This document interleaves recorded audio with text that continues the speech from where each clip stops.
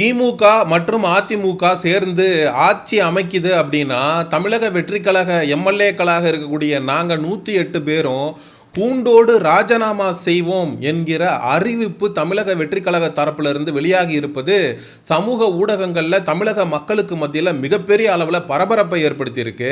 நடந்து முடிந்த சட்டமன்ற தேர்தலில் தமிழக வெற்றி கழகம் தனிப்பெரும் கட்சியாக உருவெடுத்தது, 108 தொகுதிகளையும் கைப்பற்றது. ஆனால் தனிப்பெரும்பான்மையை நிரூபிக்க தவறியது. இன்னொரு கட்சியுடைய ஆதரவு இருந்தால் மட்டும்தான் தாவேகா ஆட்சி அமைக்க முடியும் என்கிற சூழல் அப்படிங்கிறது உருவாச்சு. காங்கிரஸ் 22 ஆண்டுகால திமுகவுடைய கூட்டணியை உடைத்து கொண்டு தமிழக வெற்றி கழகத்துக்கு தாவி மிகப்பெரிய ஒரு துரோக செயலை செய்தது. இது திராவிட முன்னேற்ற கழக தொண்டர்களுக்கு நடுவில் மிகப்பெரிய அளவில் அதிருப்தியை ஏற்படுத்துச்சு. இந்த நிலையில தான் விஜய் அவர்கள் ஆட்சி அமைக்கிறதுக்கு 118 தொகுதிகள் வேண்டும். விஜய் அவர்கள்ட்ட இருக்கிறது 108 + 5 113 தொகுதி தான் இருக்கு. அதனால பெரும்பான்மை இல்லை. பெரும்பான்மை இல்லாம நான் பதவி பிரமாணம் விஜய் அவர்களுக்கு செய்து வைக்கிறேன் அப்படின்னா அது குதிரை பேரத்திற்கு வழிவகுக்கும். அதனால மெஜாரிட்டியை காட்டுங்க, நான் உங்களுக்கு பதவி பிரமாணம் செய்து வைக்கிறேன் அப்படின்னு ஆளுநர் சொல்லிட்டாரு. இந்த நிலையில தான் தாவேகாவோடு கட்சி தாவன கூட்டணியை முறித்து கொண்டு பின்வாசல் வழியாக பின்னங்கால் படனியில பட தாவேகாவை நோக்கி ஓடிய காங்கிரஸ் போராட்டத்தை ஆளுநருக்கு எதிராக அறிவித்திருந்தது.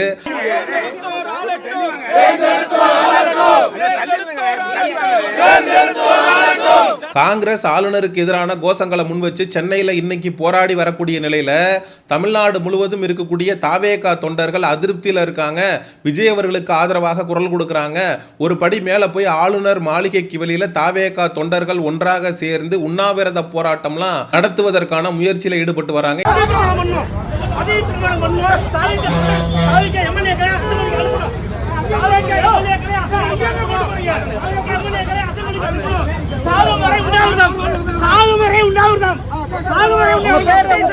விஜய் சாருக்கு அநீதி கொடுக்காதீங்க. விஜய் சாருக்கு அநீதி கொடுக்காதீங்க. தனி மனிதனை ஜெயிச்சிருக்காரு. தனி மனிதனை ஜெயிச்சிருக்காரு.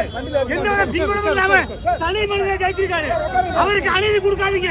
இந்த நிலையில தான் விஜய் அவர்களுடைய வீட்டு வாசல்ல நிறைய தாவேகா தொண்டர்கள் ஒன்றாக கூடி குரலி வித்தைகள் காட்டி வரக்கூடிய காட்சிகளும் சமூக ஊடகங்கள்ல காட்டுத்தீயாக பரவி கொண்டிருக்கிறது.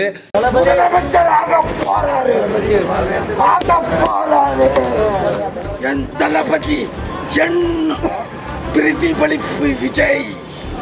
விஜயின் பிரதிபலிப்பினால் அனைத்தும் இந்த உலகத்தையே ஆண்ட பிறந்தவன் நான். இந்த நிலையில விஜய் அவர்கள் இப்போ வரைக்கும் வாய் திறக்காம மௌனம் காப்பதற்கான காரணம் என்ன என்கிற கேள்வியும் எழுந்திருந்துச்சு. ஏன்னா ஒரு உண்மையான லீடருக்கு அழகே இந்த மாதிரியான ஒரு கிரிட்டிக்கல் சிச்சுவேஷன் வரும்போது எப்படி ரியாக்ட் பண்றாரு அப்படிங்கிறது தான்.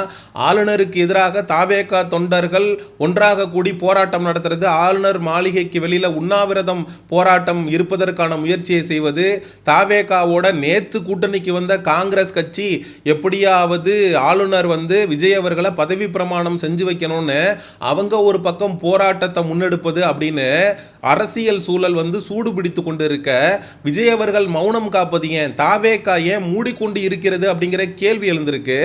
ஆளுநருக்கு எதிராக ஏன் விஜய் அவர்கள் இப்போ வரைக்கும் ஒரு அறிக்கை கூட விடல? பிஜேபி எங்களுடைய ஐடியாலஜிக்கல் எனிமி, பிஜேபியை எதிர்த்து அரசியல் செய்யறதுக்கு தான் நான் வந்திருக்கேன் அப்படின்னு வாய்கிலேயே பேசக்கூடிய விஜய் இப்போ பிஜேபி கொடுக்கக்கூடிய அழுத்தத்தால தான் இப்ப ஆட்சி அமைக்க முடியாம திணறி போய் நிக்கிறாரு. ஒரு தேர்தல் நடக்குது அப்படின்னா ஒரு கட்சிக்கு மெஜாரிட்டி கிடைக்கல அப்படின்னா 3 கட்சிகளில் எந்த கட்சி அதிகபட்சமான தொகுதியை கைப்பற்றி இருக்கோ அந்த கட்சிக்கு பதவி பிரமாணம் அப்படிங்கிறத செய்து வைக்கிறது தான் ஆளுநருடைய வேலை. அந்த கட்சிக்கு மெஜாரிட்டி இருக்கா இல்லையா அப்படிங்கிறத அந்த கட்சி சட்டமன்றத்தில் ஃப்ளோர் டெஸ்ட்ல தான் நிரூபிக்கணுமே தவிர ஆளுநர் கிட்ட 118 தொகுதி இருக்கு அப்படிங்கிறத நிரூபிச்சுட்டு ஆட்சி அமைக்க வேண்டிய கட்டாயம் இல்லை. இது கண்டிப்பாக பாஜக கொடுக்கக்கூடிய அழுத்தத்தினால தான் ஆளுநர் அவர்கள் இந்த மாதிரி செயல்படுறாரு அப்படிங்கிறதுல மாற்று கருத்தே இல்லை. அப்படி இருக்கும்போது ஆளுநருக்கு எதிராக விஜய் அவர்கள் எடுத்த நிலைப்பாடு என்ன? இப்போ வரைக்கும் ஆளுநரை கண்டிச்சு ஒரு அறிக்கை விட்டீங்களா? இதே திமுகவா இருந்தா ஆட்டுக்கு தாடியும் நாட்டுக்கு ஆளுநரும் தேவையே கிடையாது அப்படின்னு ஆளுநருக்கு எதிரான கடுமையான போராட்டங்களை கருத்துக்களை முன் வச்சிருப்பாங்க, எடுத்திருப்பாங்க. ஆனா விஜய் அவர்கள் ஆட்சி அமைக்கிறதுக்கு 118 தொகுதி வேணும் அப்படிங்கிறப்போ ஒவ்வொருத்தருக்கும் உட்காந்துக்கிட்டு லெட்டர் போட்டுட்டு இருக்காரு. அந்த லெட்டரை வாட்ஸ்அப்ல அனுப்பி விட்டுட்டு இருக்காரு. விசிக கட்சியுடைய தலைவராக இருக்கக்கூடிய தொல் திருமாவளவன் அவர்கள் உங்களுக்கு மெஜாரிட்டி வேணும் அப்படிங்கிறப்போ விஜய் அவர்கள் நேரில் சம்பந்தப்பட்ட நபர்களை சந்தித்து பேசியிருக்க வேண்டாமா அப்படிங்கிற கேள்வியை எழுப்ப ஆரம்பிச்சிட்டாரு. ஏன்னா நீங்க வாட்ஸ்அப்ல நீங்க எங்களுக்கு ஆதரவு கொடுக்கணும்னு லெட்டர் அனுப்பிட்டு ஃபோன் பண்ணி உங்களோட ஆதரவு எனக்கு தேவை அப்படின்னு சொல்ற இடத்துல நீங்க இல்ல. நீங்களா உங்களை தேடி அவங்க வரணுங்கிற அவசியம் இல்லை. ஏன்னா உங்களுக்கு தான் மெஜாரிட்டி இல்லை, நீங்க தான் ஒரு இக்கட்டான சூழ்நிலையில இருக்கீங்க. அப்படிங்கிறப்போ விஜய் அவர்கள் சம்பந்தப்பட்ட தலைவர்களை நேரில் சென்று சந்திக்காததற்கான காரணம் என்ன? இதே எடப்பாடி பழனிசாமி அவர்களை சந்திக்கிறதுக்கு புசி ஆனந்த் அனுப்பி விடுறாரு, சிடி நிர்மல்குமாரை கம்யூனிஸ்ட் பார்ட்டிக்கு அனுப்பி விடுறாரு, அருண்ராஜை ஐயுஎம்எல் தலைவரை பார்த்து சந்திச்சு பேச்சுவார்த்தை நடத்திட்டு வாங்கன்னு அனுப்பி விடுறாரு. உங்களுடைய நிர்வாகிகளை அனுப்புனீங்கன்னா அவங்க என்ன சொல்ல போறாங்க? நாங்க கூடி ஒன்றாக சேர்ந்து பேசிவிட்டு அதற்கு பிறகு பதில் சொல்றோம் அப்படின்னு தான் சொல்லுவாங்க. ஒரு கட்சி தலைவராக இருக்கக்கூடிய, நாளை முதலமைச்சராக ஆகக்கூடிய ஒரு நிலையில் இருக்கக்கூடிய விஜய் அவர்கள் விசிகே திருமாவளவன் அவர்களையும் ஐயுஎம்எல் உடைய தலைவர் அவர்களையும் கம்யூனிஸ்ட் பார்ட்டி அவர்களுடைய தலைவர்கள் அவர்களையும் நேரில் சந்தித்து ஒரு சால்வையை போத்தி உங்களுடைய ஆதரவு வேணும்னு கேட்டிருந்தா கண்டிப்பா அவங்க யோசிச்சிருக்கிறதுக்கான வாய்ப்பு இருக்கு. விஜய் இந்நேரம் பதவி ஏற்று இருக்கலாம். ஆனா விஜய் அவர்கள் ஒரு மிகப்பெரிய வரலாற்று பிழையை செய்திருக்கார் அப்படிங்கிறதுல மாற்று கருத்து இல்லை. அந்த வரலாற்று பிழையில ஒன்று காங்கிரஸோடு கூட்டணி வைத்தது. அது விஜய் அவர்களுக்கு எதிராக மிகப்பெரிய அதிருப்தியை ஏற்படுத்தி இருக்கு. மிஸ்டர் விஜயை பார்த்து நம்ம கேட்கணும் நினைக்கிறது என்னன்னா, திமுக ஒரு தீய சக்தி. ஆனா அந்த தீய சக்தியோடு கூட்டணியில இருந்த காங்கிரஸுக்கு திமுக உடன்பிறப்புகள் ஓட்டு போடாமையா 5 தொகுதியை காங்கிரஸ் கைப்பற்றுச்சு. அந்த 5 தொகுதி உங்களுக்கு வேண்டும். அப்போ திமுக காரன் போட்ட ஓட்டுனாலும் எங்களுக்கு பிரச்சனை இல்லை, நாங்க எப்படியாவது சிஎம் ஆகிறதுக்கு என்ன பண்ணணுமோ அதை பண்ணுவோம் அப்படின்னு சொல்லிட்டு விஜய் அவர்கள் உட்கார்ந்துருக்காரு. இதே போல விடுதலை சிறுத்தைகள் கட்சிக்கிட்ட ஆதரவு கேட்குறீங்க. அவங்க யாரோட கூட்டணியில் இருந்தாங்க? இதே திராவிட முன்னேற்ற கழக கூட்டணியில் இருந்துதான் விசிகாவுக்கும் திமுக காரங்க ஓட்டு போட்டு தான் அவங்களுக்கு 2 தொகுதி வந்திருக்கு. கம்யூனிஸ்டுக்கும் அதே நிலைமை தான், ஐயுஎம்எலுக்கும் அதே நிலைமை தான். ஆக மொத்தத்தில் திமுக கட்சியோடு கூட்டணியில் இருந்த நபர்களுடைய ஆதரவு இல்லாமல் உங்களால் ஆட்சி அமைக்க முடியாது. நேற்றெல்லாம் இந்த இந்தியன் முஸ்லீம் லீக் கட்சியுடைய தலைவர் ஒரு படி மேலே போய் நாங்கள் மு.க. ஸ்டாலின் அவர்கள் எங்களுக்கு உத்தரவு கொடுக்குறாரு, அவர் சம்மதம் தெரிவித்தால் மட்டும்தான் நாங்கள் தமிழக வெற்றி கழகத்துக்கு ஆதரவு கொடுப்போம் அப்படின்னு சொல்கிறாங்க. இது எவ்வளோ பெரிய கேவலம் தெரியுமா? விஜய் அவர்கள் காலம் தாழ்த்த அவருக்குத்தான் இது ஒரு மிகப்பெரிய ஆபத்தாக முடியும் அப்படிங்கிறது தான் 100% மறுக்க முடியாத உண்மை. ஏன்னா தாவேகாவில் இருக்கக்கூடிய எம்எல்ஏக்கள் விஜய் அவர்கள் மீது நம்பிக்கை இழந்தா கண்டிப்பாக திமுக பக்கம் அதிமுக பக்கம் போவதற்கான வாய்ப்புகள் அப்படிங்கிறது இருக்கு. ஏன்னா ஒரு 5 எம்எல்ஏ 10 எம்எல்ஏன்னு போனாங்கன்னா கட்சித்தாவல் தடை சட்டம் பாயும், அதில் மாற்று கருத்து இல்லை. ஆனால் பாதிக்கும் மேற்பட்ட எம்எல்ஏக்களை குதிரை பேரம் மூலமாக திமுக அதிமுக வாங்கிருச்சு அப்படின்னா விஜய் அவர்களுடைய சிஎம் கனவுல மண்ணள்ளி போட்டுருவாங்க அப்படிங்கிறதுல மாற்று கருத்து இல்லை. அதனால விஜய் அவர்கள் உடனடியாக இந்த சிச்சுவேஷனுக்கு ரியாக்ட் பண்ணி ஆட்சி அமைப்பதற்கான நகர்வுகளை மேற்கொள்ளணும். விஜய் அவர்களோட திரைப்படத்தில் ஒரு சீன்ல கவர்னரை மிரட்டுற மாதிரி ஒரு சீன் வரும். அதுல அந்த கவர்னரை 17 வயசு பையனை வச்சு குத்த விடுவேன் அப்படின்லாம் மிரட்டுவாரு. ஒரு திரைப்படம் அப்படின்னு வரும்போது பார்த்தீங்கன்னா விஜய் வாய்கிலேயே வசனம் பேசுறாரு, இப்படியெல்லாம் கவர்னரை மிரட்டுறாரு. ஆனால் நிஜ வாழ்க்கையில் கவர்னர் பிஜேபியோட பேச்சை கேட்டுக்கிட்டு தான் காலம் தாழ்த்துறாரு அப்படின்னு தெரிஞ்சோம். இப்போ வரைக்கும் கவர்னரை எதிர்த்து விஜய் அவர்கள் ஒரு அறிக்கை கூட விடாம இருப்பதற்கான காரணம் என்ன?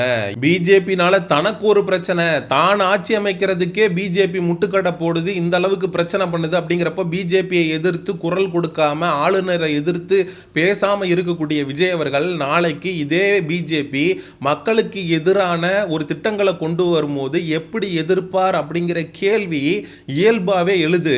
தனக்கான உரிமையே கேட்டு பெற முடியாத விஜய் நாளைக்கு மக்களுக்கான உரிமையை எப்படி கேட்டு பெற்று தரப்போறார் அப்படிங்கிற கேள்வி விஜய் அவர்களுக்கு எதிராக எழுந்திருக்கிறது. இந்த நிலையில ஆளுநர் அவர்கள் விஜய் அவர் மட்டும்தான் வந்து ஆட்சி அமைக்க அதிகாரம் கோரணும் அப்படிங்கிற அவசியம் இல்லை, நான் திமுக அதிமுக கூட சேர்ந்து வந்து ஆட்சி அமைக்கிறதுக்கு அதிகாரம் கோரலாம் அப்படின்னு சொல்லியிருக்காரு. அப்படின்னா ஆளுநர் மறைமுகமாக விஜய் அவர்கள் ஆட்சி அமைக்கிறத விரும்பல, அதை பிஜேபியும் விரும்பல, விஜய் அவர்கள் இருந்து ஆட்சி அமைக்கிறதுக்கு பதிலாக திமுக அதிமுக இணைந்து கூட ஆட்சி அமைச்சிட்டு போகட்டும் அப்படின்னு மேலிடம் நினைப்பது நமக்கு அப்பட்டமாக தெரிகிறது. ஒருவேளை திமுக அதிமுக இணைந்து ஆட்சி அமைக்கக்கூடிய சூழல் உருவானால் தாவேகாவில் இருக்கக்கூடிய 108 எம்எல்ஏக்களும் நாங்க வந்து ராஜினாமா செய்வோம் அப்படிங்கிற தகவலும் தாவேகா தரப்பிலிருந்து வெளியாகி இருக்கிறது. எல்லாம் கத்தி படத்தோட எஃபெக்ட். எல்லாம் விஜய் அவர்களுடைய திரைப்படத்தை பார்த்து விஜய்க்கு ரசிகரா இருந்து தானே இப்ப எம்எல்ஏ ஆயிருக்காங்க. கத்தி படத்துல வந்து ஒரு பிரச்சனை அப்படின்னு வரும்போது நாங்க 6 பேர் சேர்ந்து ஒன்னா வேணா தற்கொலை பண்ணிக்கிட்டுமா அப்படிங்கிற மாதிரி நாங்க 108 பேரும் எம்எல்ஏ வந்து ரிசைன் பண்ணிட்டுமா அப்படின்ற மாதிரி கேட்டுட்டு இருக்காங்க. ஏன்பா நீங்க 108 பேர் ரிசைன் பண்ணிட்டீங்கன்னா ரீஎலெக்ஷன் வரும். ரீஎலெக்ஷன்ல இப்ப விஜய் அவர்கள் காங்கிரஸோடு கூட்டணி வச்சிருக்காரு. இப்பயே விஜய் அவர்களுக்கு எதிராக விமர்சனங்கள் அப்படிங்கிறது சமூக ஊடகங்கள்ல நிறைய பேர் வைக்க ஆரம்பிச்சிட்டாங்க. தமிழ் உணர்வாளர்கள்லாம் இனத்தை கொன்னொழிச்ச காங்கிரஸோடு விஜய் கை கோர்த்திருக்காரு, காங்கிரஸ் துண்டை போட்டுட்டு நிக்கிறாரு அப்படின்னு மக்கள் பேச ஆரம்பிச்சிட்டாங்க. தனக்கு ஒரு பிரச்சனை வர்றப்பவே தற்காத்து கொள்ள முடியாத விஜய் நாளைக்கு மக்கள் பிரச்சனைக்கு எப்படி குரல் கொடுப்பாரு அப்படிங்கிற கேள்வி விமர்சனம் எல்லாம் விஜய்க்கு எதிராக வைக்கப்பட்டுருச்சு. இந்த நிலையில நீங்க ராஜினாமா பண்ணிட்டு ரீஎலெக்ஷனை ஃபேஸ் பண்ண போறீங்களா அப்படிங்கிற கேள்வியும் இந்த தாவேகா எம்எல்ஏக்களை நோக்கி நம்ம எழுப்பத்தான் வேண்டியிருக்கு. தாவேகா இந்த காங்கிரஸோடு மட்டும் கூட்டணி வைக்காம இருந்திருந்தா இதே தமிழக வெற்றி கழகத்திற்கு ஆதரவாக ஒரு 6 மாசம் டைம் கொடுத்து பார்ப்போம், அவங்களுடைய ஆட்சி எப்படி இருக்குங்கிறத பார்த்துட்டு அதுக்கப்புறம் அது தொடரணுமா வேணாமா அப்படின்னு தாவேகாவிற்கு ஆதரவு அளிக்கக்கூடிய கூட்டணி கட்சிகள் முடிவு பண்ணட்டும் அப்படின்னு நம்ம பேசியிருக்கலாம். ஆனால் எப்போ தாவேகா வந்து காங்கிரஸோட கூட்டணி போய் தமிழக மக்களுக்கு ஒரு வரலாற்று துரோகத்தை செஞ்சுதோ அதற்கு திமுக அதிமுக 2 கட்சிகளும் சேர்ந்து ஆட்சி அமைச்சிட்டு போகலாம் அப்படிங்கிறது தான் இங்கே பல பேருடைய மனநிலையாக இருக்கிறது. சரி, மக்களாகிய உங்கள்கிட்டே கேட்குறேன், தமிழக வெற்றி கழகத்தினுடைய தலைவர் விஜய் அவர்கள் தன்னையே தற்காத்துக்க முடியல, தான் ஆட்சி அமைக்கிறதுக்கு ஆளுநர் இப்படியெல்லாம் ஒரு அரசியல் பண்ணும்போது அதை எதிர்த்து பேச முடியாத ஒரு நிலையில் விஜய் உட்கார்ந்துருக்காரு. தாவேகாவுக்கு ஆதரவாக காங்கிரஸ் போராட்டம் பண்ணிக்கிட்டு இருக்கு, ஆனால் தாவேகா ஒரு அறிக்கை கூட விடாமல் உட்கார்ந்துருக்கு.